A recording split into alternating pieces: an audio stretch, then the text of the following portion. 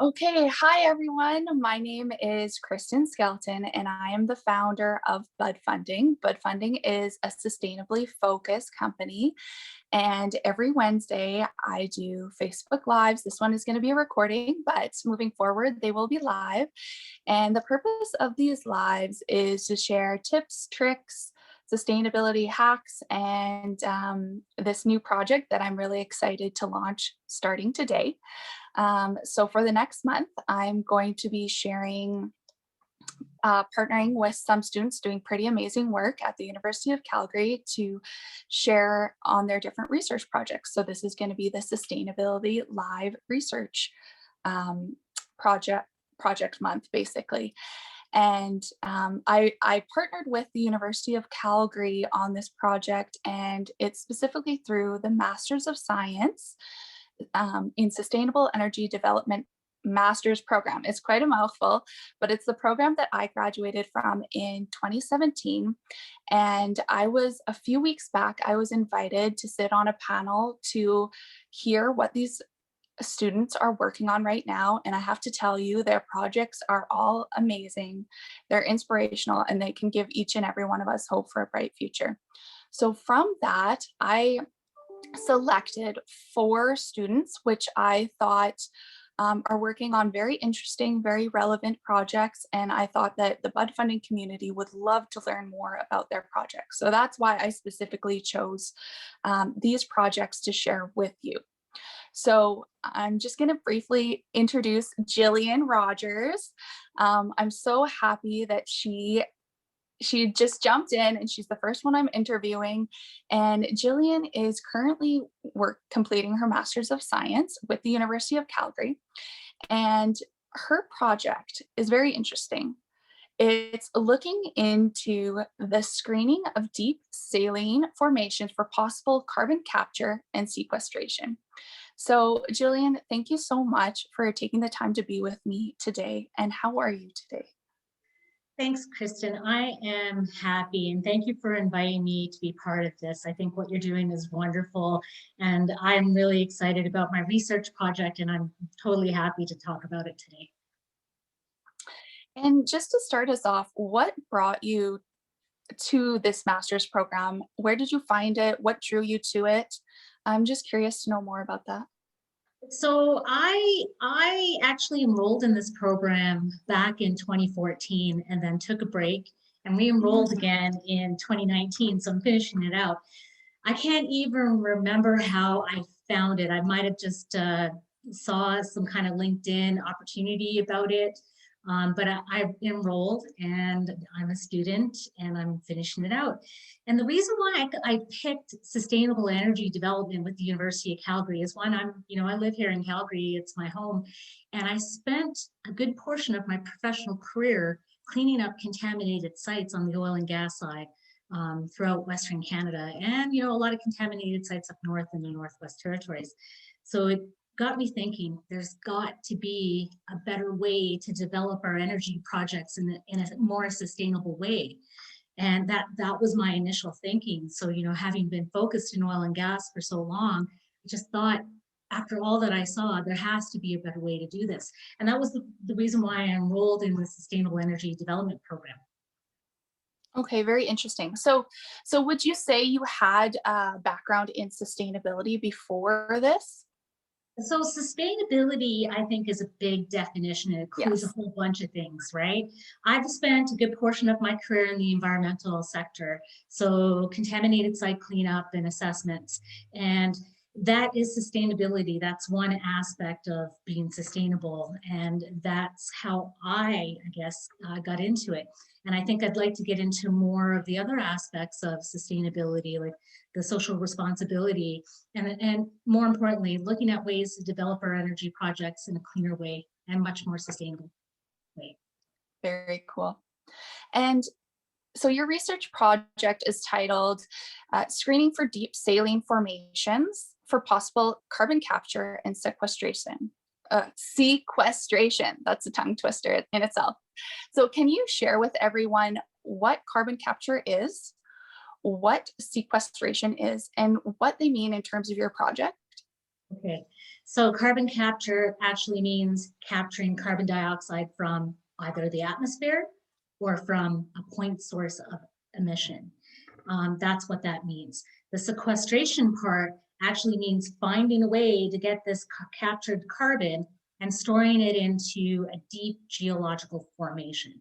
And my thesis, because it's only 6 months, is really going to be focused on evaluating 3 formations that are part of it's called the Elk Point group. They're all saline salt formations as for the potential of containing this carbon in the long term. So that's where my thesis is mostly focused on.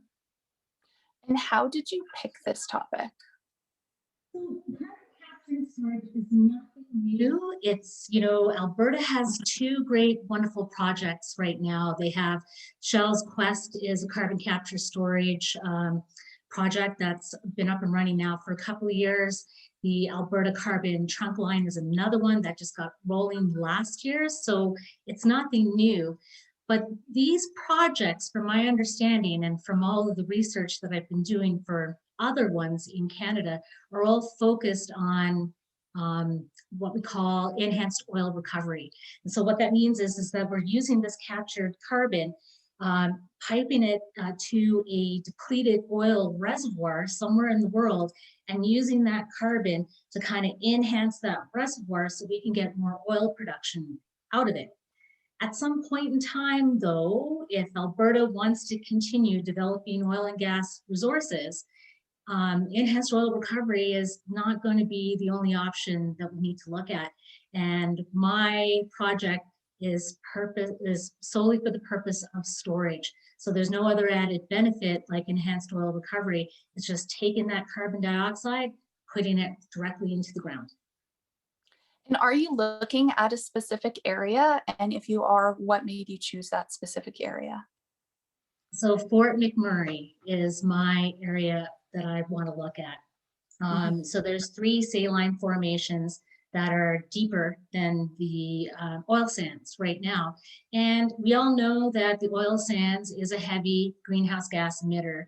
And right now, the Quest is taking some of those greenhouse gases and injecting it into one of these depleted oil fields. But why not just inject it and store it if we have the capability to do so directly in that area? Because it'll be cheaper. And at some point, as I mentioned, we're going to be out of the enhanced oil recovery option. So I thought, if no one's really looked at it, maybe somebody should. And I'm hoping that my research will be a start to that and get other people interested in seeing what other maybe carbon storage options are. And you know, Kristin, maybe after 6 months, when I start digging into my research, there might not be any options, but at least we'll know. Mm-hmm, mm-hmm. And for those of you that are outside of Alberta or Canada, Fort McMurray is above Calgary. Me and Gillian are located in Calgary, and it is a bit of an oil and gas hub. And would you say it's considered northern Alberta? Yes, I would consider it northeastern Alberta. It's over 400 kilometers north and east of Edmonton, and Edmonton's even further north than us. It's in the boreal forest region of Canada, so it's, you know, it's an important part of where our country is, and there's a lot of oil development there. So I think we need to find better solutions to make that resource much more sustainable. So yeah, northeastern Alberta, way up north. So Gillian, why is your project important? Well, okay, so we hear more and more in the news about we need to do more about the environment. Global warming is having an impact, and climate change is having an impact on our lives and our livelihood, and we need to do something about it now.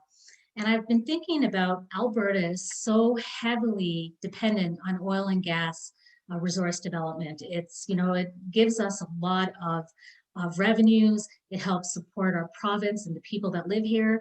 And I think there has to be a way for Alberta to continue to develop these resources and also find a way towards being towards net zero. So being carbon neutral is what I'm thinking.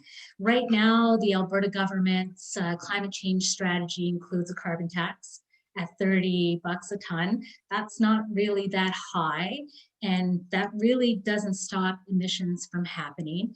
And their other plan is to cap emissions at 100 million metric tons a year. Right now, we're at 70, and we're the biggest polluter in Canada. It's about 1/4 of Canada's total greenhouse gas emissions is here in Alberta. So I think if Alberta wants to be part of Canada's initiative to cut greenhouse gas emissions, we have to do more than a carbon tax and a cap.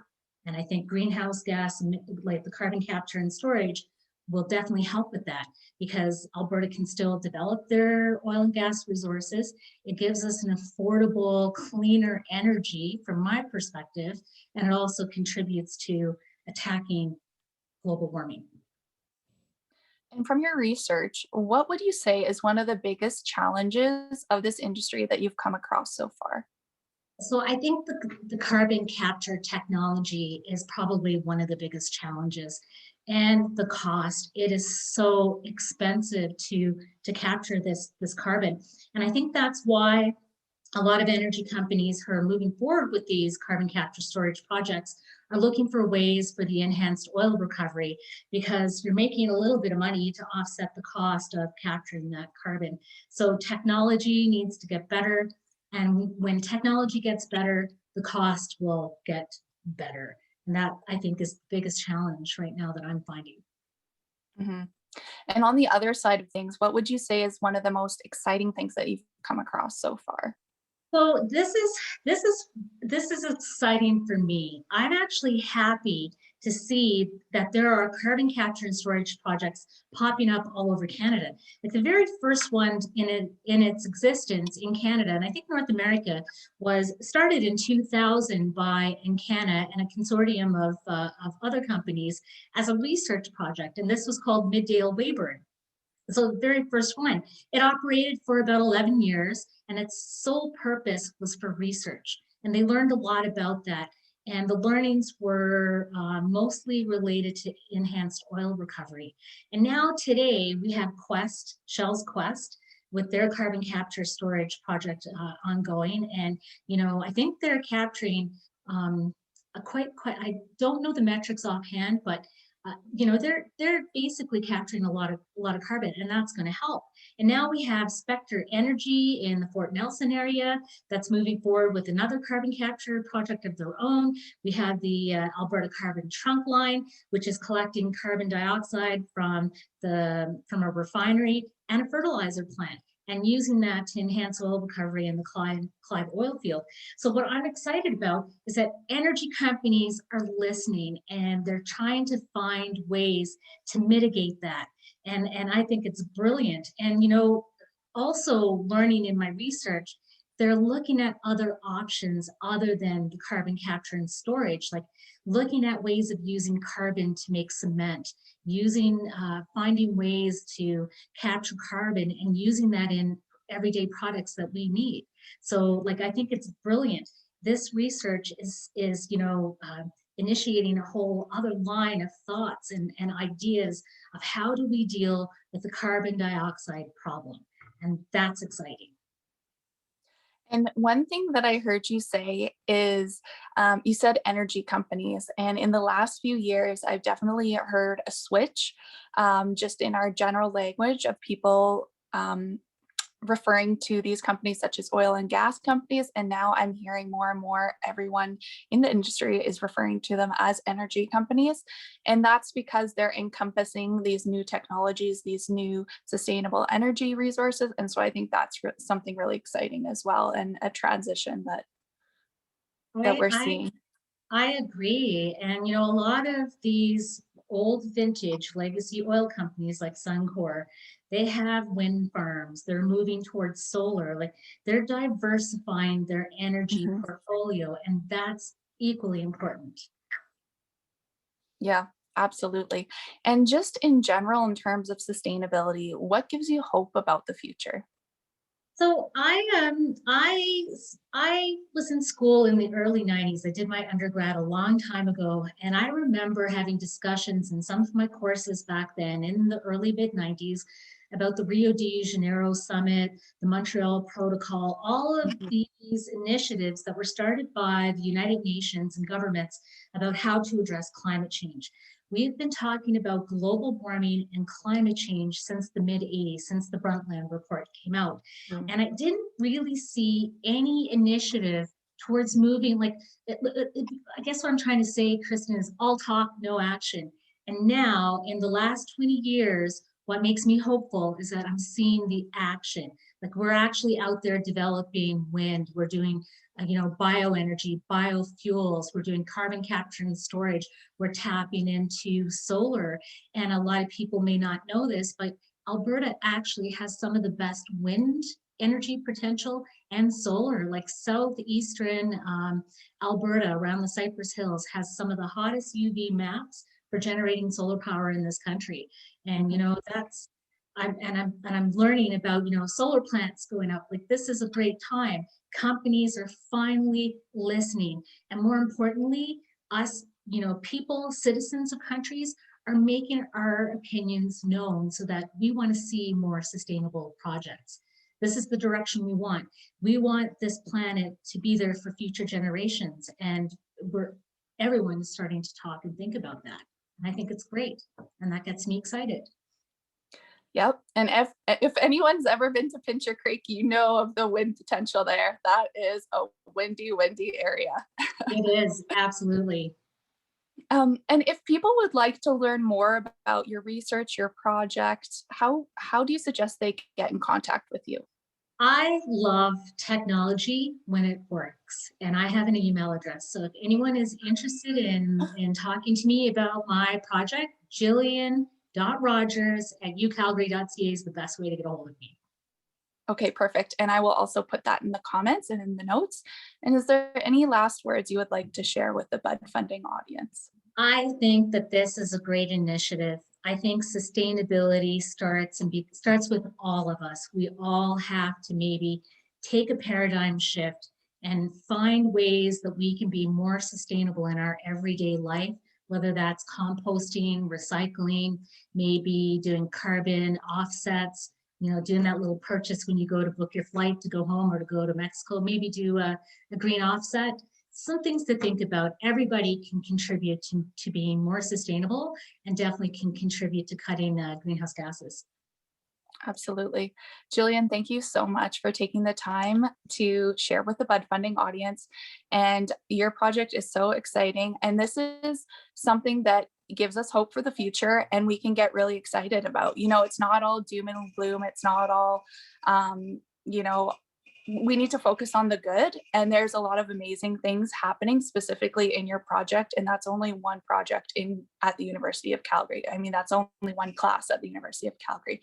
So there's very, very exciting things happening, and I just want everyone to see the amazing things that are happening.